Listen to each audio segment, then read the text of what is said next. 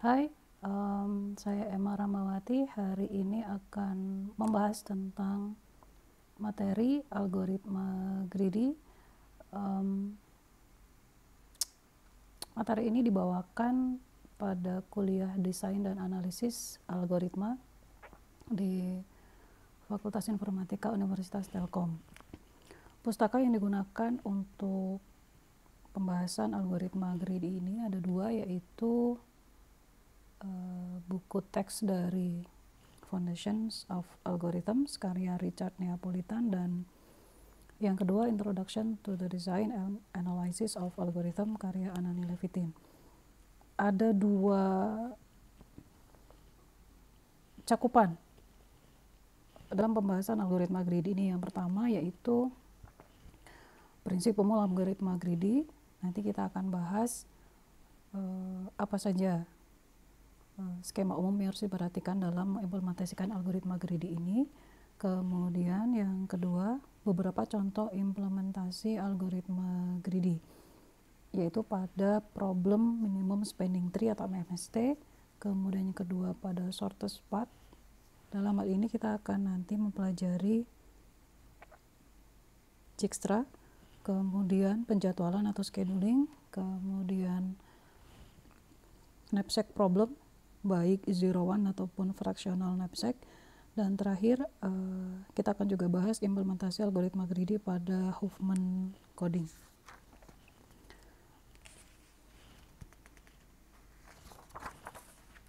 Baik, kita akan mulai. Algoritma greedy, seperti yang bisa diduga bahwa greedy berasal dari kata atau memiliki makna yaitu tamak atau rakus, serakah. Inilah yang kemudian akan selalu mendasari pengambilan keputusan yang dilakukan oleh algoritma ini. Nah, kita akan bahas dulu prinsip umum dari algoritma ini.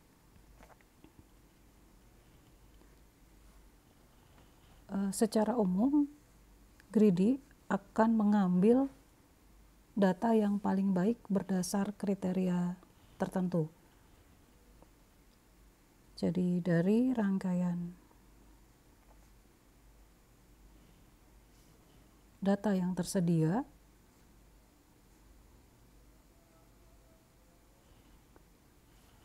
greedy akan selalu mengambil data terbaik. Nah, ketika memutuskan untuk mengambil data yang terbaik ini, akan selalu ada kriteria yang digunakan.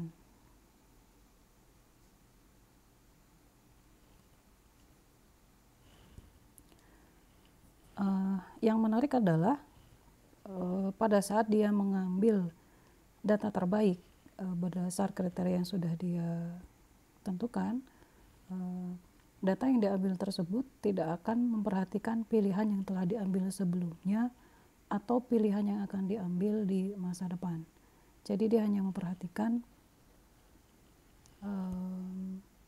apa yang diambil pada saat itu.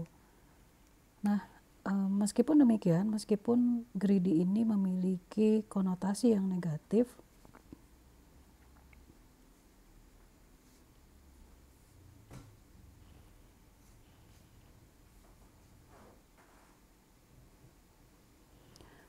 namun seringkali greedy mampu untuk mendapatkan solusi yang efisien dan sederhana. Nah, inilah kelebihan dari greedy. Oh ya, tadi saya mengatakan bahwa dia tidak memperhatikan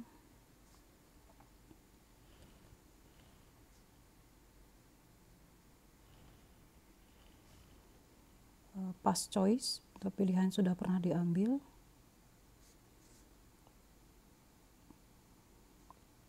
maupun future choice. Jadi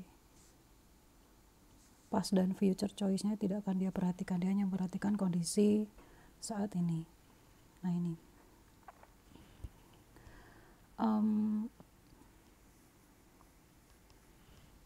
yang bisa kita simpulkan dari penjelasan tadi yaitu bahwa dalam setiap saat dari sekian banyak pilihan, Greedy akan membuat dari sekian banyak rangkaian pilihan, Greedy hanya akan mengambil pilihan yang terbaik pada saat itu. Dengan kata lain, tiap pilihan yang sudah dia ambil merupakan optimal lokal. Dia berharap seperti itu. Nah, dengan seperti ini, berharap dari sekian banyak optimal lokal yang dia tentukan pada setiap step, dia akan bisa mendapatkan optimal global pada akhirnya. Namun ini tidak selalu berhasil dicapai.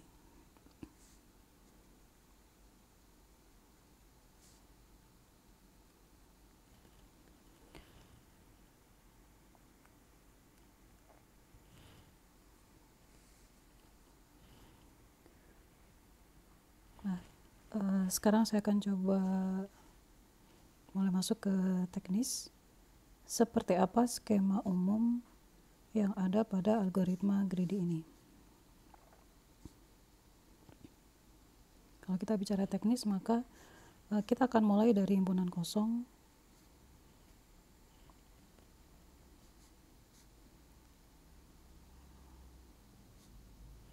kemudian menambahkan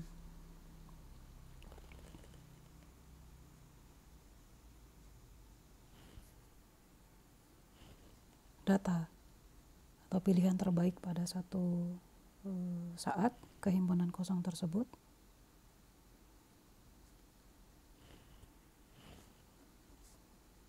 Penambahan kita lakukan secara berurutan sampai kapan? Nah, ini sampai himpunan tersebut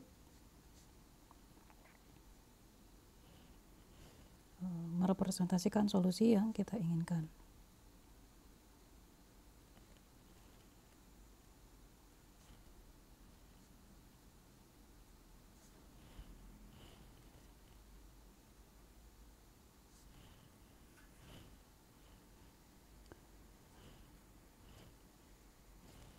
Nah, dari sini kita bisa menyimpulkan bahwa pada tiap iterasi dalam rangka dia memilih data mana yang akan diambil, yang akan dia masukkan ke dalam himpunan solusi, pada tiap iterasi terdapat komponen berikut. Ada 3 komponen utama, yaitu yang pertama adalah prosedur pemilihan atau selection procedure. Jadi dia harus memilih seperti apa dia harus memilih. Inilah disinilah kriteria yang mendasari pengambilan data untuk dimasukkan ke dalam himpunan solusi. Kemudian yang kedua, pengecekan visible atau tidak, visibility check. Nah, pada tahapan ini, pada bagian ini kita harus menentukan apakah himpunan yang terbentuk itu visible atau tidak, dengan mengecek apakah himpunan tersebut dapat dilengkapi dan mengarah pada solusi yang optimal. Yang terakhir adalah pengecekan solusi.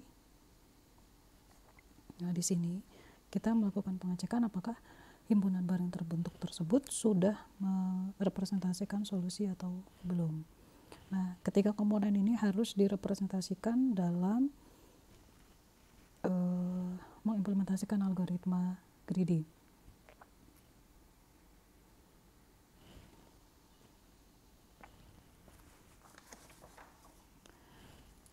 Baik, itu adalah prinsip-prinsip umum pada algoritma greedy. Selanjutnya kita akan masuk ke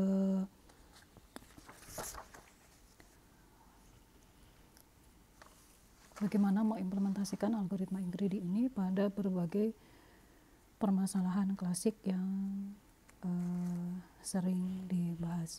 Yang pertama adalah kasus minimum spanning tree. Ini merupakan kasus klasik MST, istilah yang sering kita juga dengar versi bahasa Indonesianya adalah pohon merentang minimum.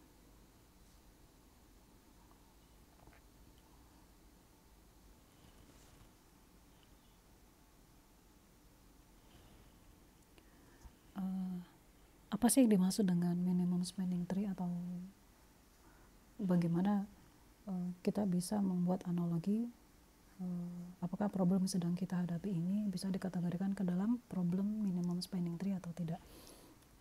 Contoh yang sederhana adalah misalkan seorang developer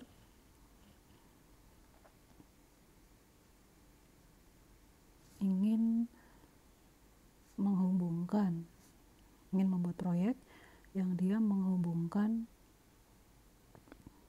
sejumlah kota.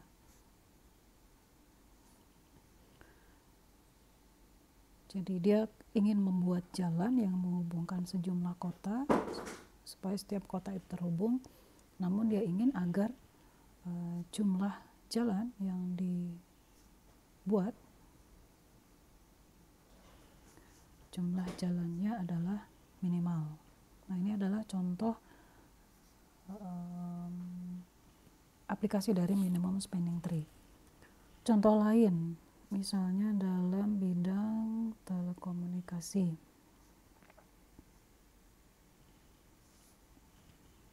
Bagaimana membuat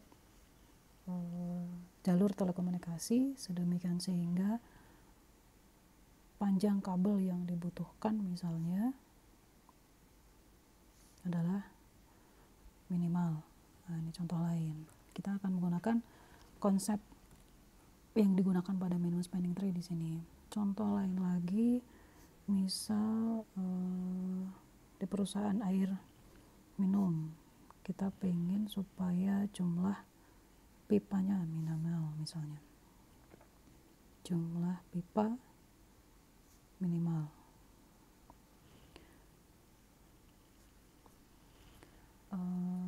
Ketika kita membahas tentang tree, maka kita tidak akan bisa lepas dari graph, karena tree ini dibangun dari graph. Nah, kita akan coba untuk mereview dulu beberapa konsep dari graph.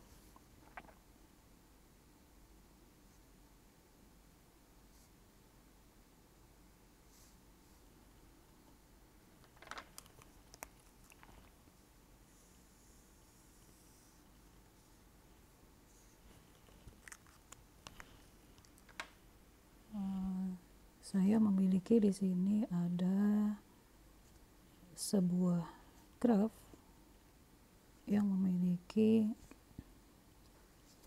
5 simpul atau vertex, V1, V2, V3, V4, dan V5. Kemudian saya menghubungkan simpul-simpul tersebut, terbentuklah graph seperti ini. Ini disebut sebagai graph yang terhubung, connected. Kemudian saya berikan bobot untuk setiap sisi pada graph seperti ini. Maka graph yang saya buat ini disebut sebagai graph yang terhubung dan graph berbobot. Saya juga bisa membuat graph seperti ini. Ini juga adalah contoh lain dari graph yang connected dan weighted, graph terhubung dan graph berbobot. Seperti ini.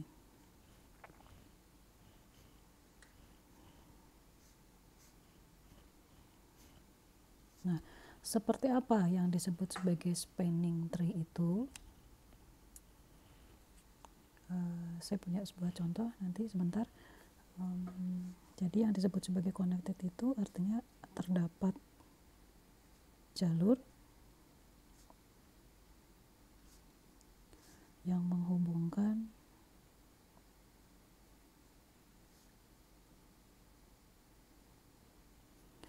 simpul. Ini juga bisa saya sebut sebagai graf yang tidak berarah, karena tidak ada arah pada sisi yang menghubungkan antar simpul. Undirected, weighted, connected. Jadi Anda sudah mereview sejumlah istilah pada teori graf. Kemudian saya juga perlu untuk mereview teori tentang asiklik.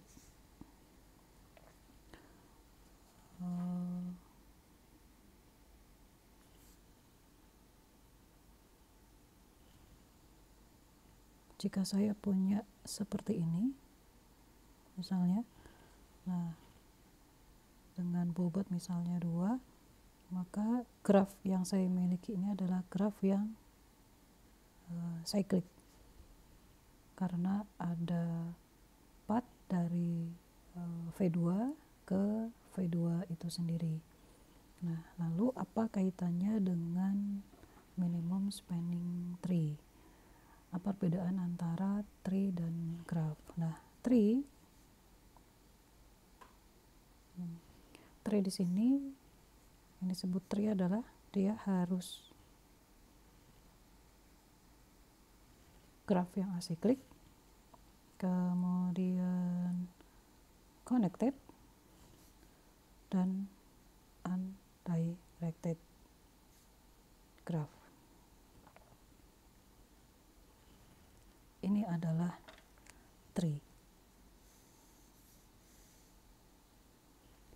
Graf pertama kita tadi bukanlah merupakan tree, begitupun pula dengan graf yang kedua, bukan merupakan tree. Seperti itu. Baik, yang merupakan tree seperti apa? Berikut saya berikan contoh tree menggunakan kelima simpul yang sama. Ini adalah contoh spanning tree.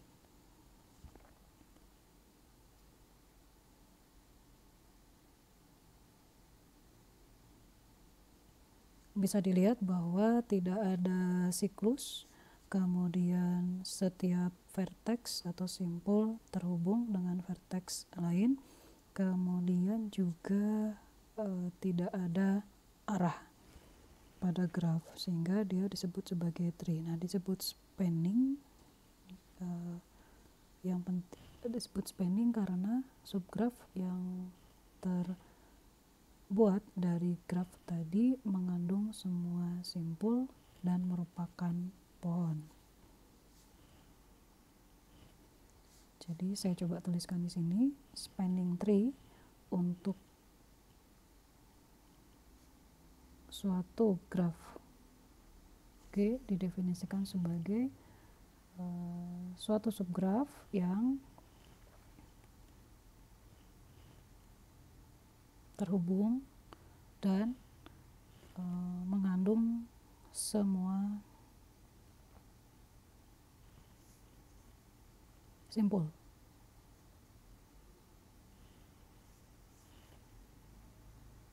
Pada G.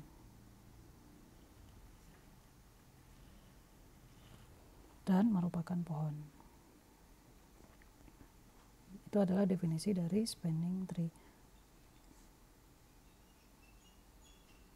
Anda bisa lihat bahwa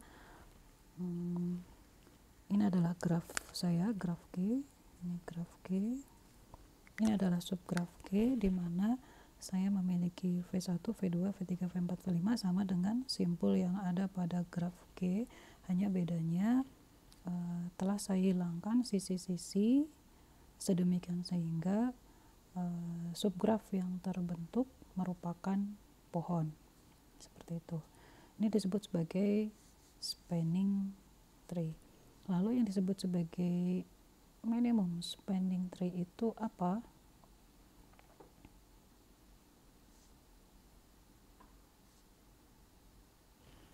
Kan ini udah merupakan spanning tree tuh. Kalau kita lihat bobot total dari spanning tree yang ini jumlahnya ada berapa tuh? 15, bobotnya 15 di sini. Nah, saya bisa membuat suatu spending tree yang lain sedemikian sehingga seperti ini.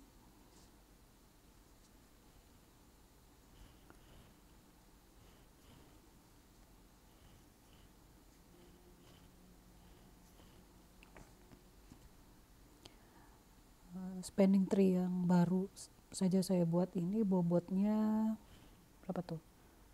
10. Memiliki bobot 10. Lebih kecil dibanding bobot dari spending tree sebelumnya. Inilah yang disebut sebagai minimum spending tree, yaitu spending tree dengan bobot yang paling minimum.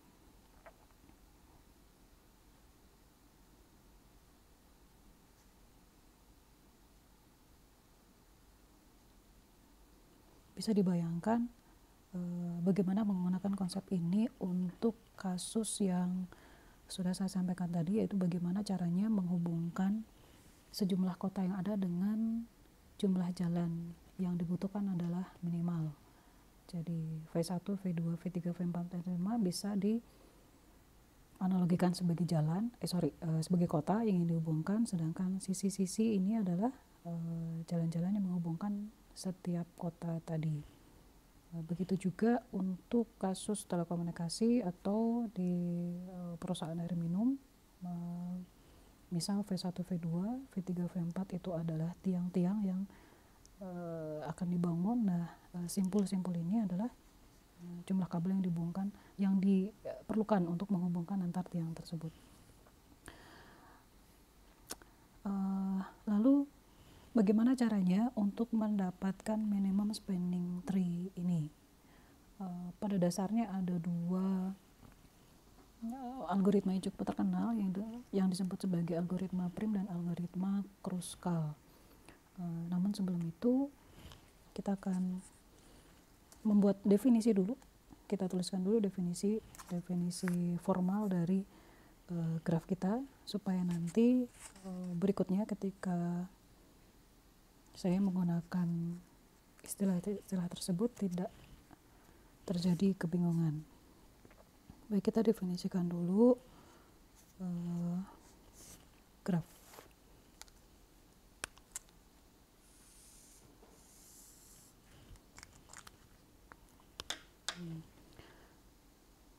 Graf tidak berarah. Untuk kasus minimum spending tree ini kita hanya akan bekerja dengan graf yang tidak berarah. Graf tidak berarah G terdiri atas himpunan berhingga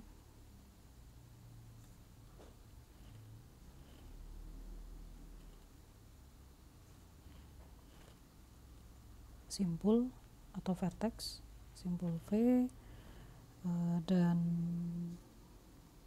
himpunan sisi E, yang mana himpunan sisi ini merupakan pasangan simpul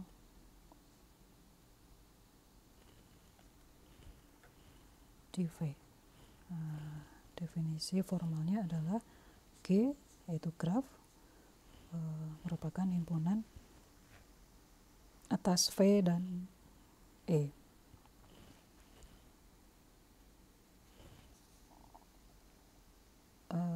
Anggota V kita representasikan dengan V kecil subscript I, kemudian sisi antara VI dan VJ itu didefinisikan dengan VI, VJ. Ini beberapa definisi akan kita gunakan seterusnya. V ini terdiri atas V1, V2. Untuk contoh graf kita yang ini, maka V1 sampai V5 ini adalah himpunan dari V. Sedangkan untuk contoh graf kita yang ini juga saya bisa membuat himpunan dari sisi yaitu V1, V2 karena ada sisi yang menghubungkan antara V1 dan V2. Kemudian ada V1, V3, kemudian ada V2, V3, ada sisi V2, V4, kemudian V3, V4, V3, V5, dan V4, V5. Coba kita cek lagi, 1, 2, 3, 4, 5, 6, 7. 1, 2, 3, 4, 1, 2, 3, 4, 5, 6, 7. Jadi saya punya 7 buah sisi dan 5 buah vertex untuk graf kita yang ini. Ini adalah definisi formal dari graf. Kemudian definisi untuk spanning tree. Sebuah spanning tree untuk graf G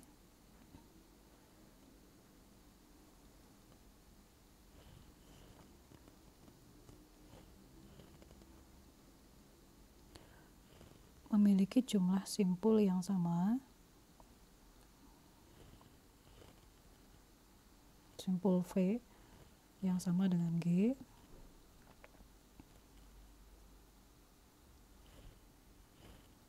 namun perbedaannya hanya pada jumlah sisi. Saya simbolkan spanning tree-nya ini dengan T. Jadi sebuah spanning tree T untuk graf G memiliki jumlah simpul V yang sama dengan G, namun himpunan sisi dari T, dari pohon T merupakan subset dari E.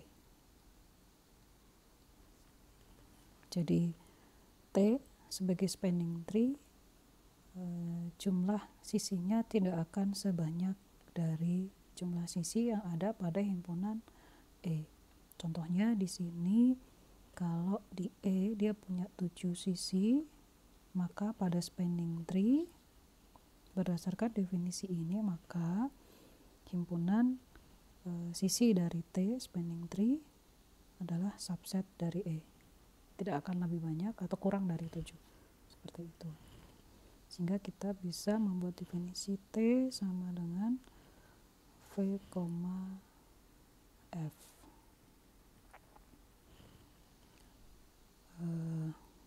F di sini. Jadi ada F, ada G, ada T. Ini ya. Saya bisa membuat definisi seperti ini. Baik. Nah, yang dilakukan di MMST kita atau minimum spanning tree kita ini adalah berusaha mencari subset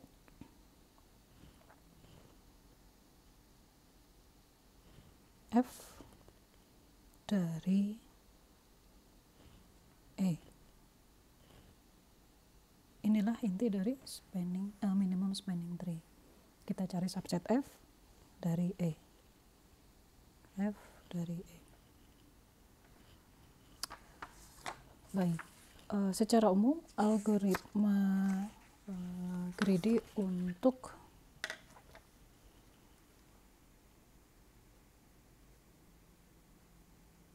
kasus spanning tree ini, algoritma greedy secara umum untuk MST. Nah ini kita akan lihat seperti apa implementasi dari konsep umum yang dimiliki oleh greedy dan bagaimana penerapannya untuk menyelesaikan masalah MST.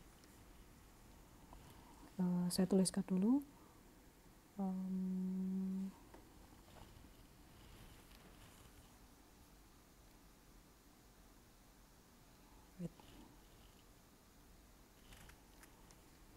F saya inisialisasi dulu dengan himpunan kosong. F tadi apa? Seperti kalian bisa ingat lagi, F ini adalah subset dari E. Jadi F akan berisi solusi dari minimum spanning tree problem yang akan kita selesaikan, gitu ya, F di sini. Nah, kemudian cukup sederhana sebenarnya algoritma greedy untuk MST ini. While kita tuliskan dulu, while masalah belum selesai, atau while ya masalah belum selesai, kita akan memilih sebuah sisi. Nah, ini dia, berdasar pertimbangan lokal.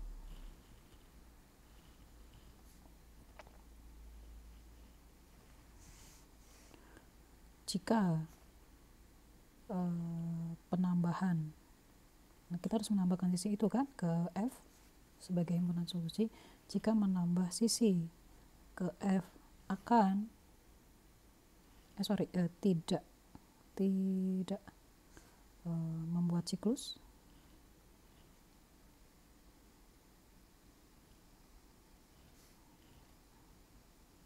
maka kita akan menambahkan sisi tersebut ke F, tambah sisi ke F. Nah, ini kenapa harus kita cek, karena tree atau pohon dari definisi tadi, bahwa ada yang masih ingat bahwa tree tidak boleh ada siklus seperti itu ya.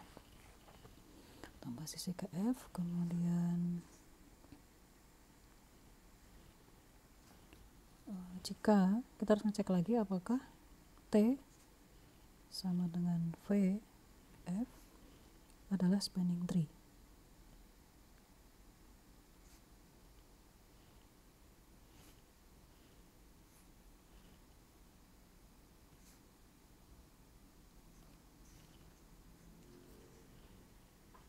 Masalah selesai. Ini adalah algoritma umum dari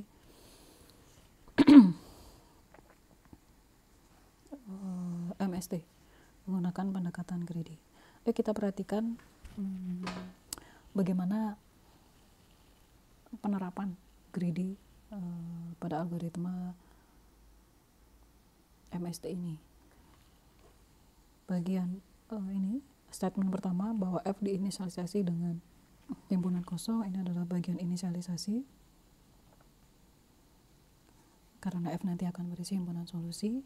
Saya mengatakan tadi bahwa terdapat 3 komponen umum pada greedy, itu prosedur pemilihan, kemudian ada feasibility check, kemudian ada solution check. Nah, selection prosedur ini ada di mana? Ini dia, selection prosedur ada di sini. Nah, ini dia.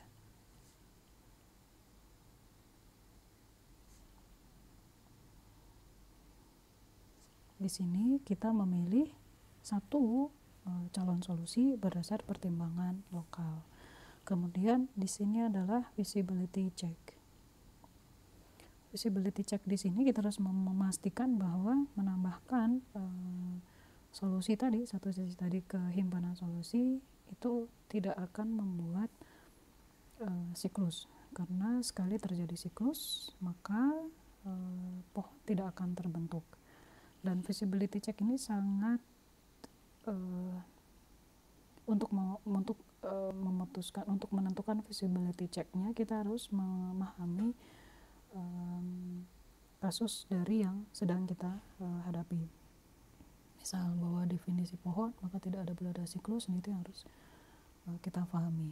Kemudian ini pengecekan solusi, kita harus mengecek apakah spanning tree sudah terbentuk.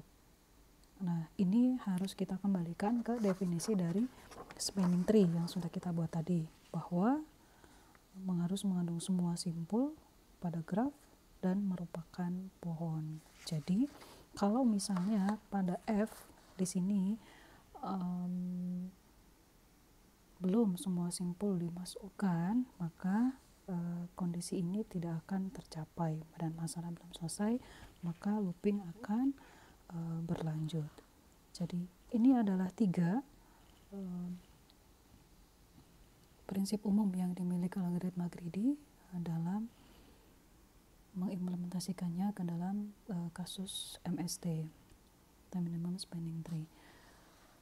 Perhatikan bahwa pada bagian selection procedure ini kita harus memilih sebuah sisi berdasar pertimbangan optimal lokal. Nah, karena yang kita inginkan adalah minimum spending tree, maka yang kita pilih sisinya harus yang seperti apa? Yang bobotnya minimum. Nah, pertimbangan lokal seperti ini sangat didasarkan pada karakteristik dari kasus. Nah, yang perlu kita perhatikan bahwa ada catatan yang perlu kita pertimbangkan, tidak ada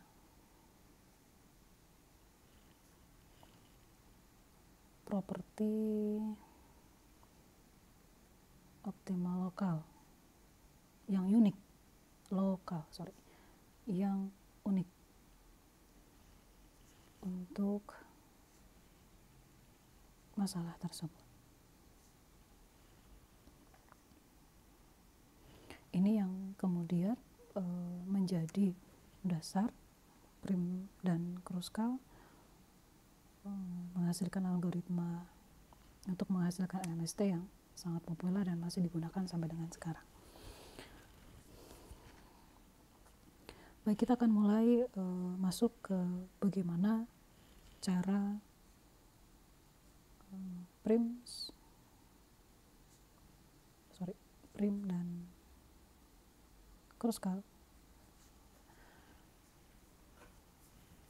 menyelesaikan masalah MST ini. Yang perlu kita perhatikan bahwa dua algoritma ini berhasil, jadi selalu berhasil, selalu menghasilkan MST, tidak pernah gagal. Nah, ini kan semacam bertentangan dengan karakteristik dari greedy, di mana greedy itu tidak menjamin solusi optimal akan tercapai. Namun ternyata Prim dan Kruskal selalu berhasil mendapatkan minimum spending tree yang benar-benar optimal. Jadi inilah kelebihan dari Prim dan Kruskal. Jadi kadang-kadang ternyata melalui algoritma Prim dan Kruskal ini kita bisa melihat bahwa greedy kadang-kadang juga bisa digunakan, kadang-kadang juga bisa mendapatkan solusi yang optimal. Baik, seperti apa algoritma Prim ini? Konsep umum dari Prim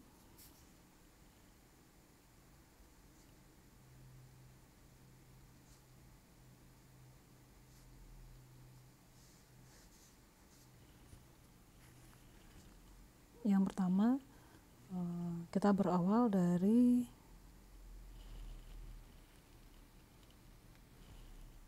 subset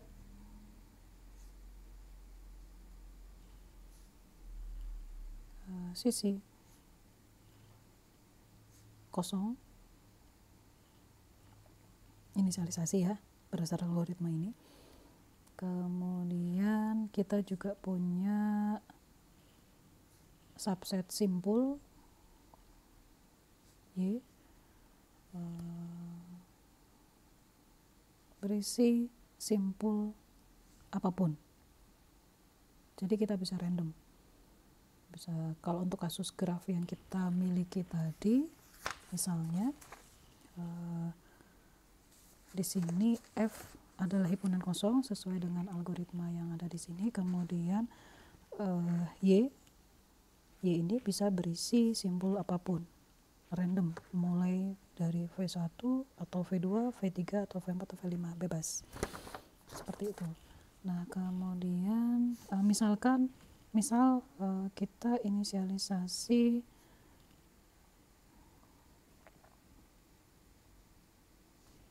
Y dengan seperti ini, V1 misal ya. Anda bisa nanti mencoba menginisialisasi Y dengan simpul yang lain, simpul apapun. Saya di sini memberikan contoh Y berisi V1. Nah, algoritma prim menyebutkan bahwa prinsip yang digunakan sebuah simpul, kan kita harus menambahkan prinsip umum dari MST ini kan semua simpul yang ada di graf harus tetap ada pada spanning tree yang dibuat, tapi sisi-sisi yang dipertahankan untuk menghubungkan tiap simpul ke simpul yang lain adalah pada total, in total jumlahnya harus minimum. Nah, maka intinya kan kita harus menambahkan simpul ya. Nah, di sini simpul yang kita tambahkan adalah yang bobotnya minimum, sehingga kita bisa menyatakan bahwa simpul itu dekat dengan simpul yang lain.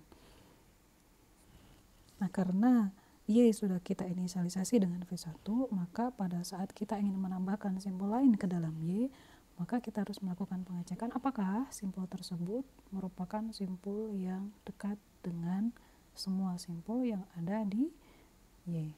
Nah, saya tuliskan dulu. Sebuah simpul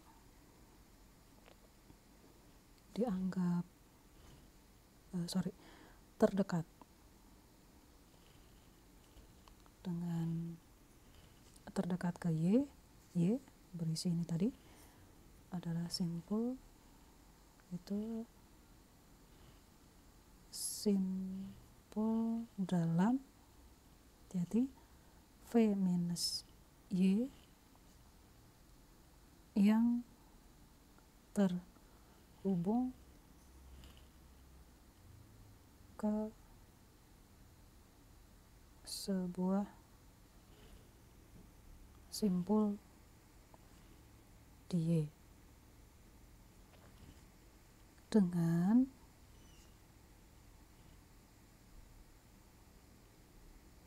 sebuah sisi yang bobotnya minimum. Coba kalian perhatikan di sini bahwa kita hanya mengambil simpul untuk ditambahkan ke Y jika kita ambilnya dari mana? Simpul yang akan kita tambahkan dari V minus Y. V itu apa sih? V, kalau yang lupa. V ini berisi himpunan simpul. Karena V1 sudah kita masukkan ke dalam Y pada saat inisialisasi, maka di tahap ini V minus Y adalah V2, V3, atau V4, atau V5. Jadi pilih salah satu. Kemudian ada syarat yang lain, sisi yang bobotnya minimum. Nah, itu yang harus kita perhatikan. Kemudian kita tambahkan di sini berarti simpul terdekat sesuai dengan algoritma ini ya. Simpul terdekat ditambahkan ke Y,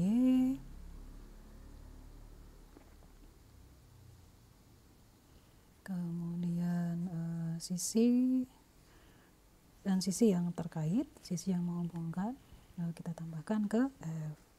Sisi ditambahkan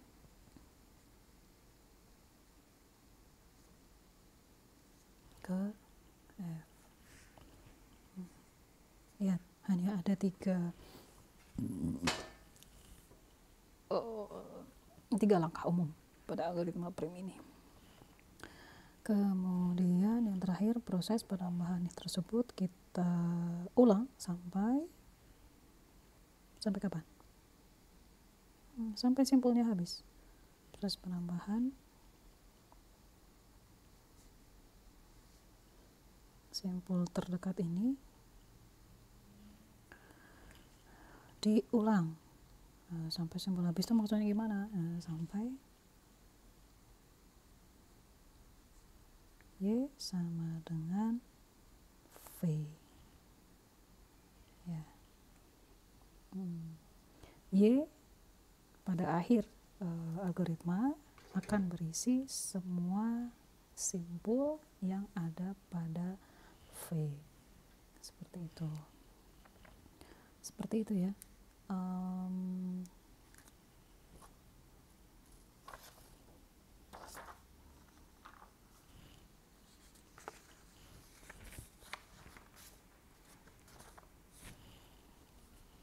Saya tuliskan dulu algoritma. Ini adalah algoritma yang bisa difahami secara logis. Nah, kita coba buat versi dalam notasi algoritmik. Algoritma prim seperti apa? F tadi kita inisialisasi, F kita inisialisasi dengan himpunan kosong. Y kita inisialisasi dengan V1. While masalah belum selesai. Apa yang kita lakukan? Nah, kita akan pilih simpul. Tadi ya, pilih simpul pada V minus Y yang terdekat dengan Y. Kemudian tambah simpul ke Y, kemudian tambah sisi ke F. Ya. Nah, kemudian kita cek jika Y sama dengan V, artinya masalah selesai.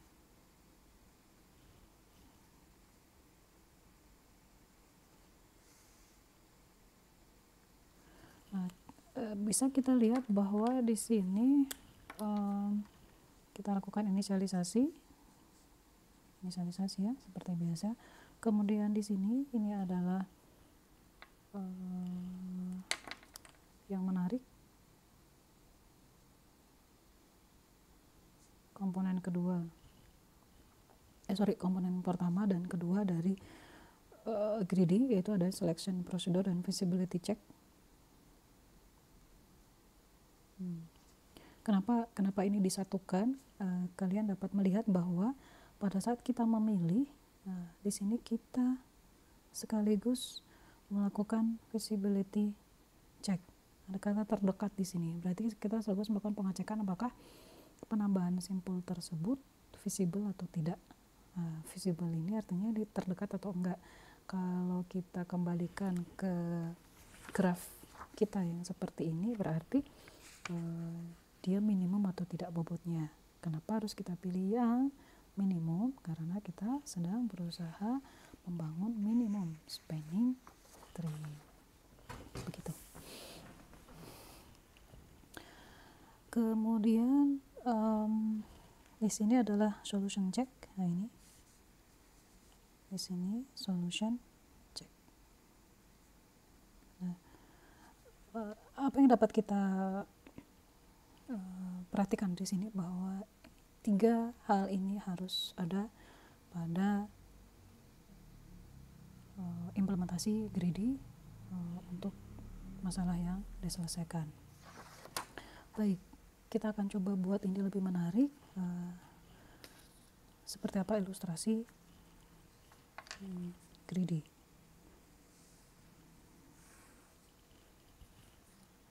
Misal kita coba selesaikan. Saya berikan ilustrasi supaya kita lebih paham bagaimana mendapatkan minimum spanning tree menggunakan algoritma prim. Kita masih menggunakan algoritma prim ya. Setelah ini saya akan bahas tentang algoritma Kruskal. Contoh, kita masih menggunakan graf. Yang ini. Saya gambar ulang supaya lebih mudah. Saya punya 5 simpul yang keterhubungannya seperti berikut, dengan bobot-bobot seperti berikut. Misal ini adalah 5 kota yang kira-kira akan dihubungkan. Nah, kita pengen mencari jumlah sisi yang minimal untuk menghubungkan ke 5 kota tersebut. Dengan menggunakan algoritma prim yang sudah saya tuliskan di samping ini, maka langkah pertama yang dilakukan adalah apa? Kita inisialisasi Y dengan V1. Jadi saya pilih simpul V1. Jadi ini bisa bebas ya, sembarang. Simpul mana yang mau dipilih terlebih dahulu sembarang, terserah kalian. Misal, maka ilustrasinya kira-kira akan seperti ini. Saya gambar ulang semua sisi dulu. V1 saya pilih. Saya highlight ya supaya memudahkan. Kemudian saya akan masuk ke dalam loop. Saya akan memilih simpul pada V minus Y yang terdekat dengan Y. Sampai di sini kan berarti Y saya akan berisi V1 tuh. Nah, berdasarkan kode di sini, maka V minus Y ini apa sih? Maka isinya adalah V2, V3, V4, dan V5. Saya bisa memilih salah satu dari simpul ini, dari V2 sampai V5 yang terdekat dengan Y. Mana yang kira-kira terdekat dengan Y? V2 atau V3? Kita milih V2.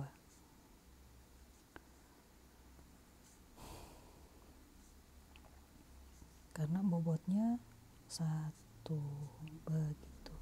Saya kasih tanda, tadi saya ada V1 dan V2. Kemudian untuk membedakan sisi, tambah simpul ke Y. Sampai di sini Y saya akan berisi 1 dan V2. Tambahkan sisi ke F.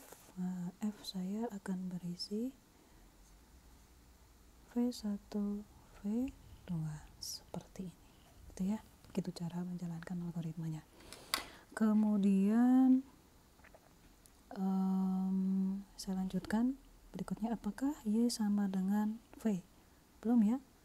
V itu kan isinya tadi 1, V2, V3, V4, V5. Perhatikan bahwa isi dari V tidak pernah berkurang. Masih tetap V1 sampai V5. Saya lanjutkan ke langkah ketiga. Saya tuliskan di sini, jangan bingung. Karena ini belum selesai, maka saya akan kembali masuk ke loop. Kita pilih lagi simpul pada V minus Y. Karena Y saya sudah berisi V1 dan V2, maka kandidat V yang bisa saya pilih adalah V3, V4, V5. Mana yang bisa kita pilih?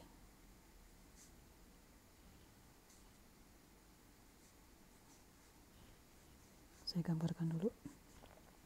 Sini 1, 3, 3, 6, 4, 2, 5. Yang sudah terhubung tadi adalah ini.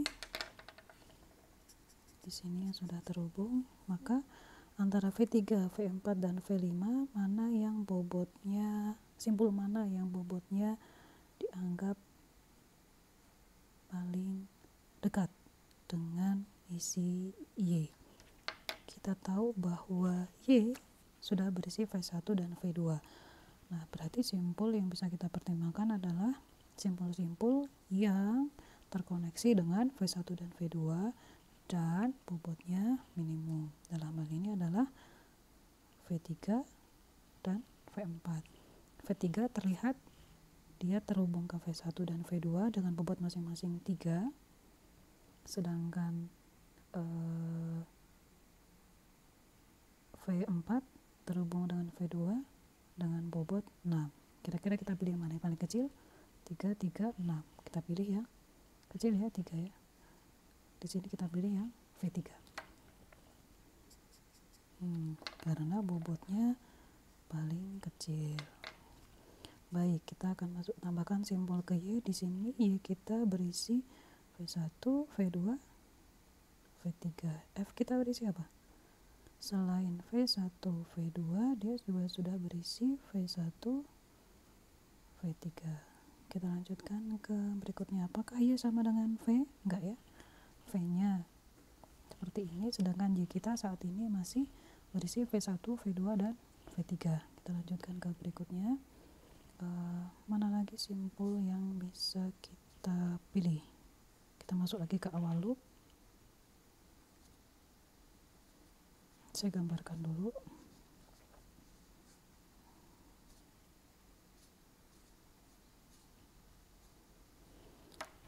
Ini yang tadi sudah kita dapatkan.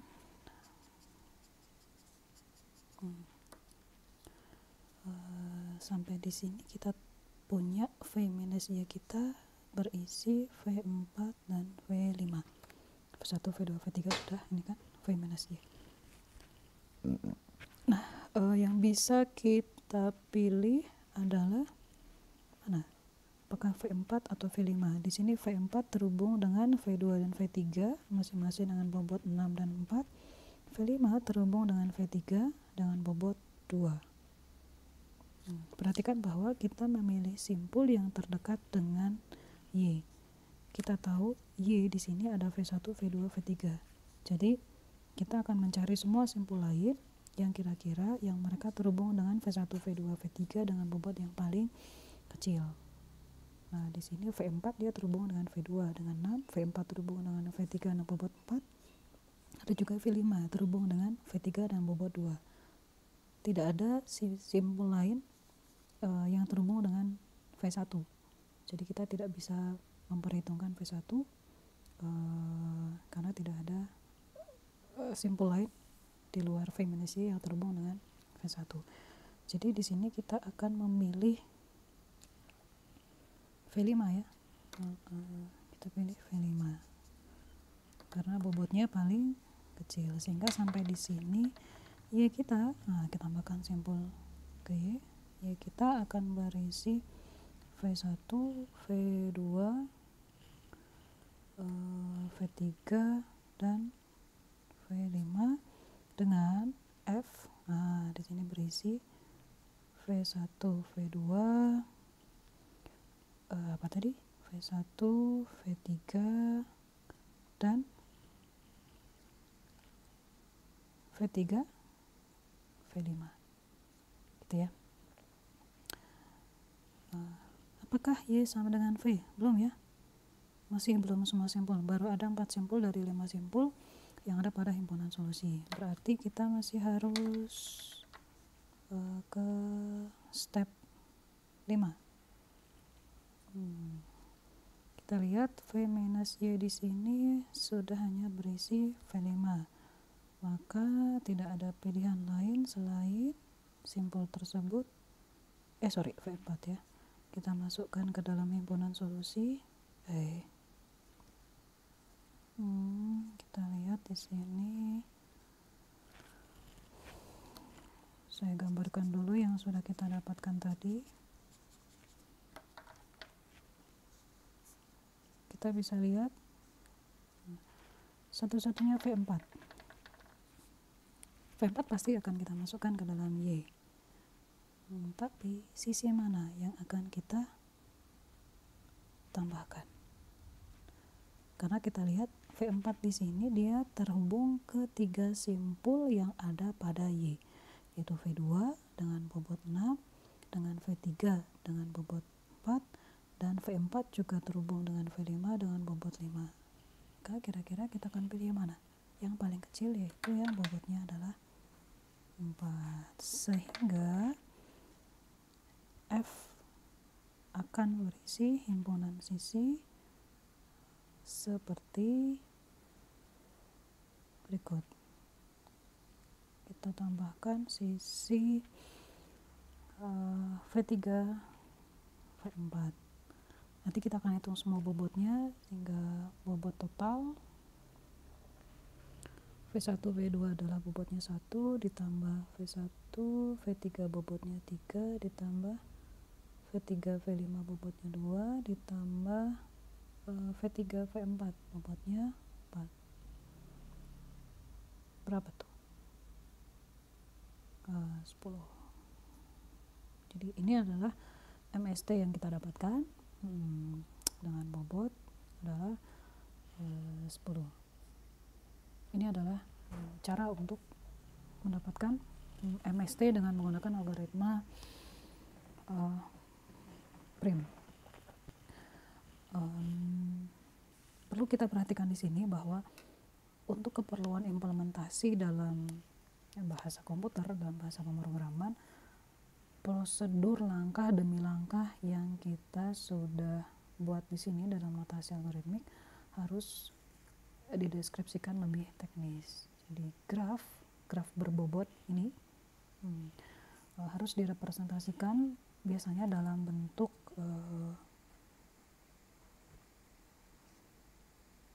adjacency matriks atau matriks ketetanggaan.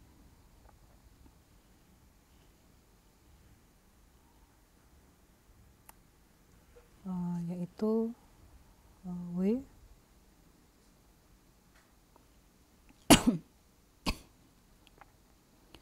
berukuran N kali N dengan,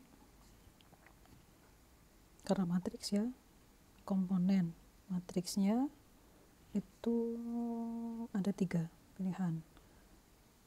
Yang pertama dia bobot pada sisi, kemudian tak hingga atau 0. Bobot ini jika ada sisi antara VI dan VJ, diisi dengan komponen nilai tak hingga jika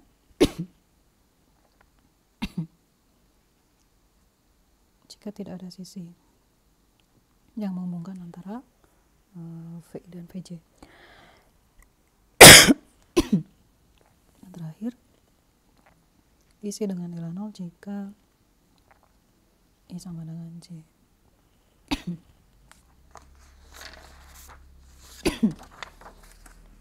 Sehingga kira-kira